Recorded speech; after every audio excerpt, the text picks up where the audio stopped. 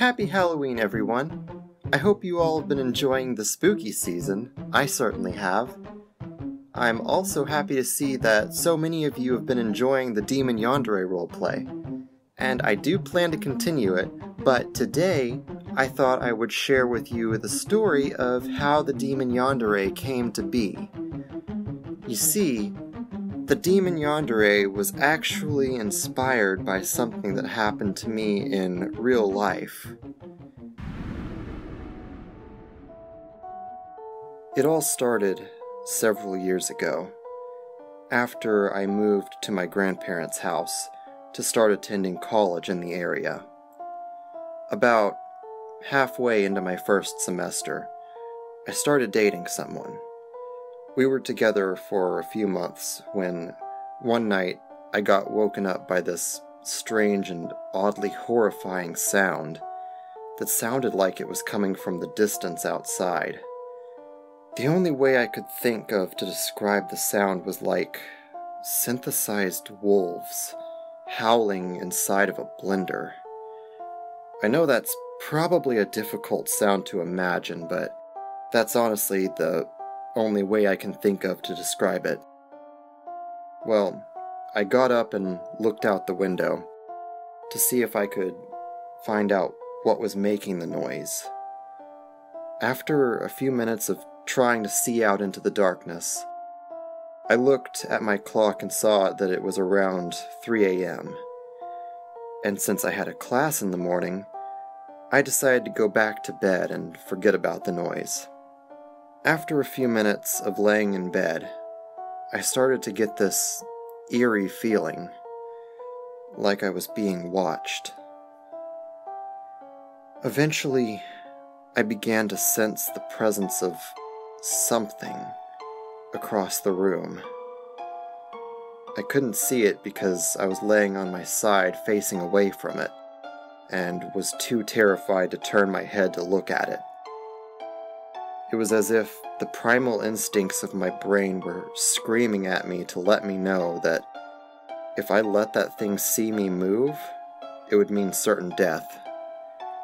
But despite that, I was able to slowly pull the cover over my head so that I could at least keep it from directly seeing me.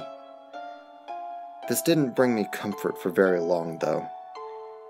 It was shortly after this that I sensed it begin to take steps closer to me. Even though it made no noise as it walked, every step felt like thunder in my chest. It got closer and closer, slowly, until I felt it climb onto the bed. At this point, I don't know what I was exactly expecting to be mauled, stabbed, slashed, anything. I was braced for it, too terrified to move, yes, but in my mind I was mentally preparing for the worst. But what happened next caught me completely off guard and somehow left me even more frightened than before, if that was even possible. Whatever that thing was began to cuddle me from behind, kind of the way that a lover would after climbing back into bed. It was probably one of the most off-putting things I'd ever experienced. I almost felt violated even. I continued to keep completely still, hoping against hope that whatever this thing was would get bored and leave. I don't know how long this went on.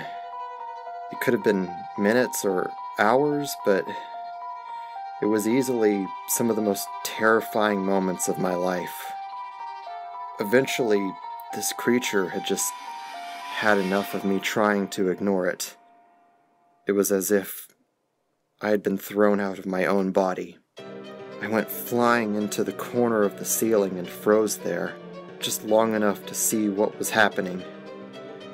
Everything in the room was now glowing a blinding shade of red, vibrating violently. My body was still laying in the bed, and hovering just above it was the creature. But now I could see what it looked like. It had taken the form of the person I was dating at the time. Except it had empty black holes for eyes and a gaping black void for a mouth. What's worse is, it appeared to be shrieking angrily at me. Not at my unconscious body on the bed, but at the me that was floating in the air watching this all happen. Its black abyss eyes glaring at me. If ever there was a look of pure malice and evil, that was it. During the time it took for me to notice all of this, it was as if time had slowed to a crawl. But then, after a moment, it was like a tornado went fast forward.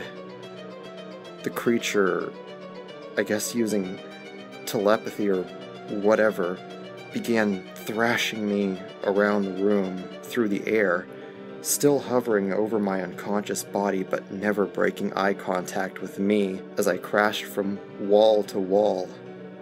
It was at this moment that a memory from my childhood came flooding back to me.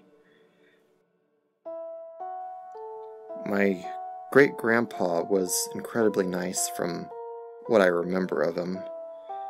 He died when I was quite young, so the memories are limited. But my family always told me that he loved me more than life itself. And one night, during my childhood, I'd been too scared to go to sleep. I guess maybe I'd watched one too many horror movies on TV or something. Maybe too much Goosebumps, I don't know. My mom came in and told me that no monster or spirit could ever hurt me, because all of our deceased relatives are watching over and protecting me, including my great-grandpa. I remembered this as the creature threw me against the wall. And then that's when it happened. Without even thinking, I called out for help.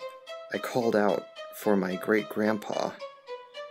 Then, in a flash of blinding light, I was back in my body, and all was quiet. After a while, I tried to go back to sleep, thinking that it was just a nightmare. But after a while, I felt its presence again.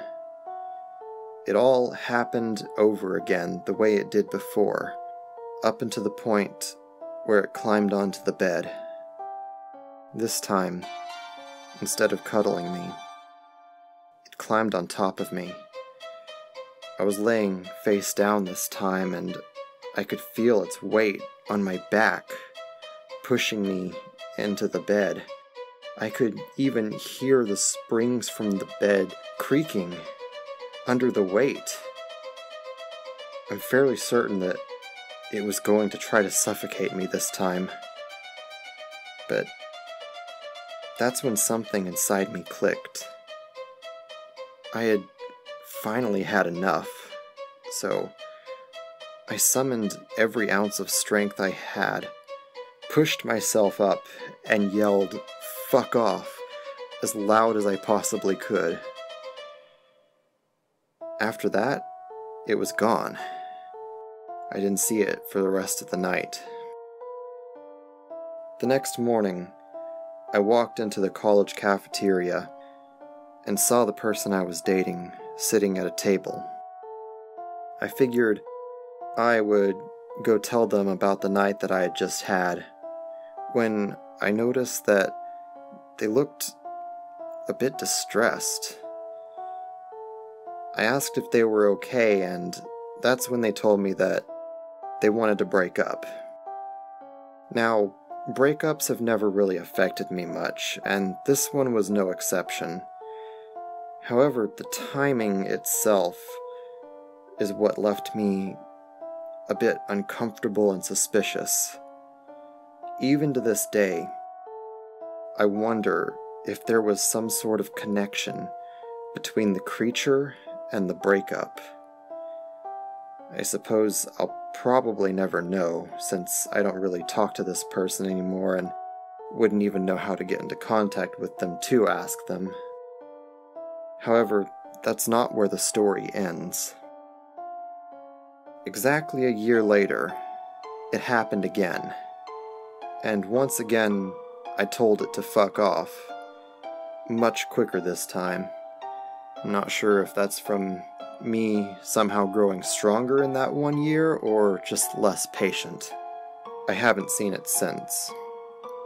But something did happen quite recently.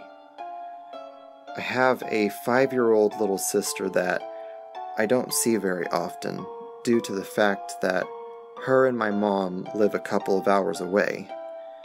But not long ago, they came to my grandparents' house for a weekend visit, and my little sister decided she wanted to stay the whole week. So she did.